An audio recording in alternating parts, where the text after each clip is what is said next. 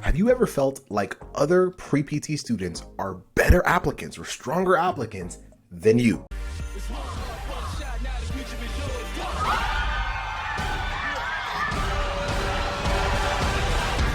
Have you ever asked yourself, what if I'm not smart enough to become a physical therapist? What if I'm not smart enough to get into PT school? What if I'm not smart enough to make it through? That's what I want to discuss, because that inner voice might be holding you back from your dream, which is becoming a physical therapist. Let's dive into it. But first, my name is Joseph Scoogie. I'm a physical therapist. I'm one of the co-founders of Pre-PT Grinder. For years, we have specialized in helping students get into PT school without wasting time or money. So if that's what you want, you're in the right place. And of course, if you enjoy this, please be sure to like, subscribe, and share this out to a friend that you feel would benefit from this. All right. So let's talk about this. What if I'm not smart enough to become a physical therapist? What if I'm not smart enough to get into PT school? What if I'm not smart enough to get an acceptance letter, to be offered an interview? What if I'm not smart enough to retake my classes and get a better grade? Those thoughts really do consume us until we feel like we're not good enough. And what do? We eventually quit. Right. And one of the things that we've shared with our clients over the years is we told them the only way you don't become a physical therapist is if you decide to pull the plug, if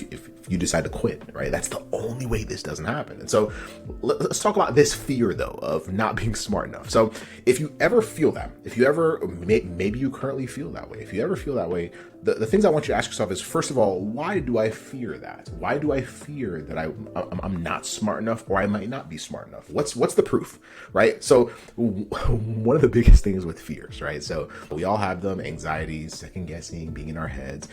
A lot of times it's a feeling, but we rarely ask ourselves, where's that really coming from? Like, why am I feeling that? Where is it rooted in? Is it because I didn't do well in certain classes? Is it because someone else told me that I wasn't a good enough applicant? Is it because my advisor told me that I should probably choose a different career? And I've seen that a lot of times, especially with students that we've worked with who've had lower GPAs. Their advisors will tell them, pick another career.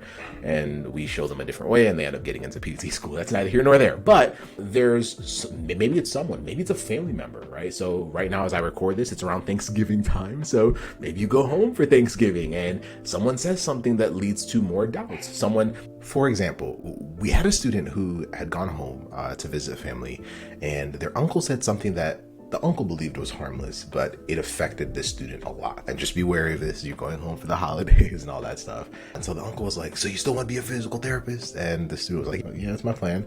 And the uncle was like, just remember, it's very hard. It's very hard to become a physical therapist. So just be ready for anything. Be ready to have a backup plan. So the uncle thought that he was having like a pretty light conversation, but it actually threw off that student a lot, because it planted seeds of doubt. As like personally, we all have our own doubts individually, but when someone close to you adds to those doubts, it starts to affect you even more. And sometimes we can spiral a little bit. And that's one of the reasons why it's so important to just understand that if I can understand why, what is the reason, why am I feeling this way, then you can actually address that. If it's my grades, cool. What can I actually do about it? If it's, I don't know where to start, cool. What can I tangibly do about that? There's always an action that can resolve the original problem. And so now what happens is, instead of just constantly feeling like you're not good enough, you start to take control of your entire journey as a student. Does that make sense? So if you have a low GPA, guess what?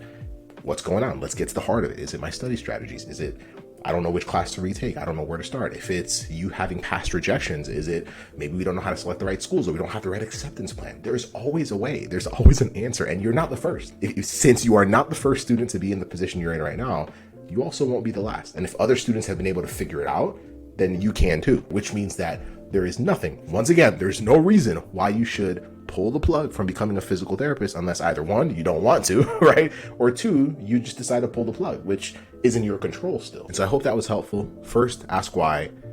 Then number two, ask, what proof do I have that I can't, right? What proof do I have? And typically you'll realize that there's certain things. Part of it is I don't know what I don't know, or I don't know how to deal with something that I do know. So whether it's retaking classes or retaking the GRE or whatever. Number three, have other students felt this way before? And I can tell you right now, from the experience we've had over the years of working with tons of students, more than likely, yeah, there's other students that have felt the exact same way. And then number four, how did they do it? Now I start to act like the students that were able to figure it out, because I want the outcome they had. I want to become a physical therapist. I want to get into PT school. And that's the game. So I hope that was helpful to you. I hope that helped you get out of your own head, but I hope it also helps you protect your mind from a lot of the other things that could be distractions or could lead you to quit on something that you desperately want to do with your life. There's other patients waiting for you. Your future patients are waiting for you. So don't give up on them. Don't give up on yourself. Let's get it. I hope this was helpful. And if you're not sure of where to start, you're like, Joseph, this was very helpful, but what do I do next? I got you. I want you to go to this link. Go to acceptanceguides.com. www.acceptanceguides.com. We have some free resources that will get you jump started on your journey to absolutely dominating this entire process. And that is it. I hope this was helpful. Please, if you enjoyed this, let me know in the comments below. What did this episode say to you? And then, of course, please be sure to share this out with someone else that you believe will benefit from listening to this. Let's get it. See you on the next one. Bye.